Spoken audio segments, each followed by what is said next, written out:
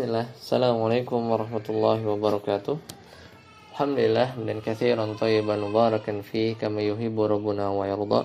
Asyhadu an la ilaha illallah wahdahu la syarikalah wa asyhadu anna Muhammadan abduhu wa rasuluh. Sahabat Al-Qur'an sekalian, kita sampai di ayat ke-18. Insyaallah kita lanjutkan. Sebelumnya di ayat ke-17 Allah menegaskan bahwa harta dan anak tidak akan menolong orang munafik.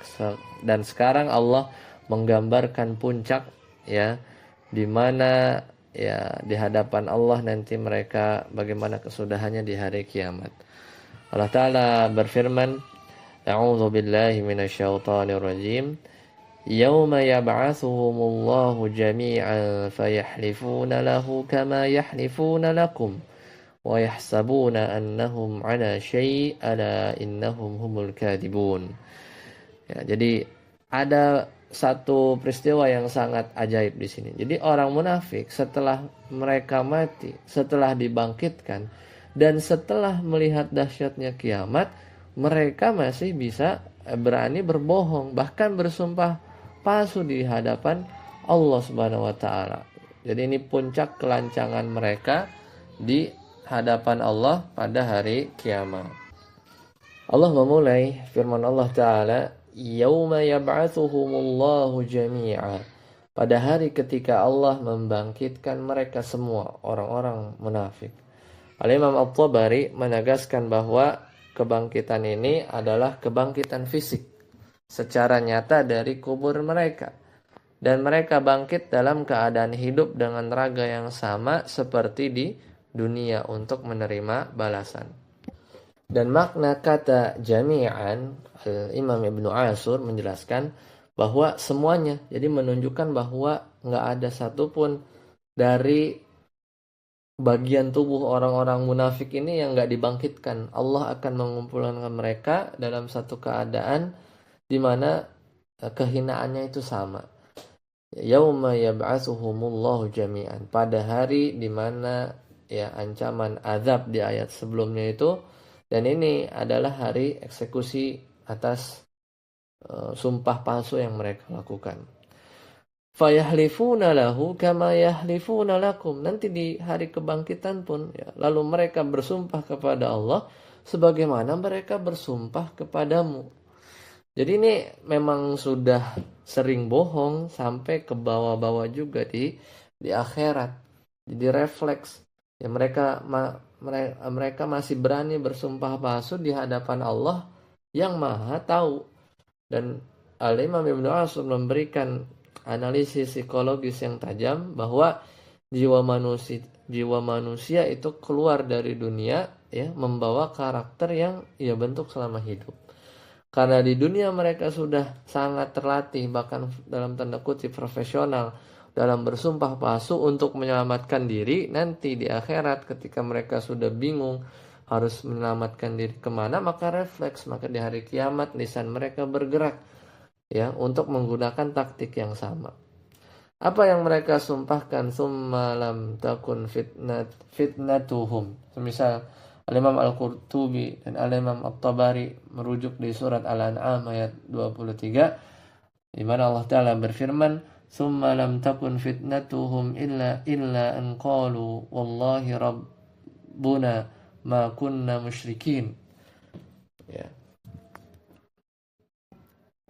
Di mana mereka berkata, Summa lam takun fitnatuhum illa an qalu wallahi rabbina ma kunna musyrikin. Dia bilang bahwa kemudian tidaklah ada fitnah ya jawaban mereka kecuali mereka mengatakan, demi Allah ya Tuhan kami, tiadalah kami mempersekutukan Allah. Jadi sangat jelas di dunia mereka bersumpah kepada mukmin agar tidak dibunuh, yaitu di ayat 16. Sedangkan di akhirat mereka bersumpah kepada Allah agar tidak dimasukkan ke neraka. Wa yahsabuna annahum ala syai', dan mereka menyangka bahwa mereka memiliki satu pegangan yang kuat ya, mereka akan memperoleh manfaat. Maka Al-Imam Abu Saud menjelaskan mereka menyangka sumpah palsu itu akan laku ya di depan Allah, sebagaimana pernah dilakukan juga di depan orang-orang mukmin yang bisa mereka tipu di dunia. Namun ya sumpah mereka tidak menyelamatkan mereka sama sekali. Maka mereka sebenarnya adalah korban, ya, korban dari kebohongan mereka sendiri. Ya, mereka sudah terlalu sering menipu hingga akhirnya mereka tertipu oleh diri mereka sendiri. Ala innahum humul kadzibun. Ketahuilah sesungguhnya mereka lah orang-orang pendusta. Ya, jadi di sini Al-Imam Ibnu Ashur itu punya pandangan yang menarik berkaitan dengan domirul fasl, hum. Ala innahum humul kadzibun. Diulang lagi hum. Ini domir fasl. Dan alif lam dari kata al-kadzibun. Dan ini adalah bentuk pembatasan al-hasr karena seolah-olah mereka lah ini raja dari rajanya segala pendusta. Kebohongan orang lain nggak ada apa-apanya dibandingkan kebohongan mereka yang berani membawa nama Allah di depan zat Allahnya sendiri. Jadi sampai ditegaskan sedemikian rupa. Wa yahsabuna annahum ala syai' ala innahum humul kadzibun. Ala di sini bertujuan untuk menarik perhatian makhluk di padang mahsyar. Lihatlah gitu ya. Saksikanlah inilah identitas asli mereka. Hum al-kadzibun. Jadi ada hum, ada tambah lagi alif lam. Ya. Dan ingatlah kaidah Nabi SAW yang pernah diriwayatkan dalam hadis Imam Muslim bahwa setiap hamba itu nanti akan dibangkitkan berdasarkan apa yang ia mati di atasnya. Kalau biasa jujur maka bangkit dalam jujur juga, kejujuran. Kalau kita terbiasa berbohong, lisan kita akan refleks berbohong bahkan di hari kiamat.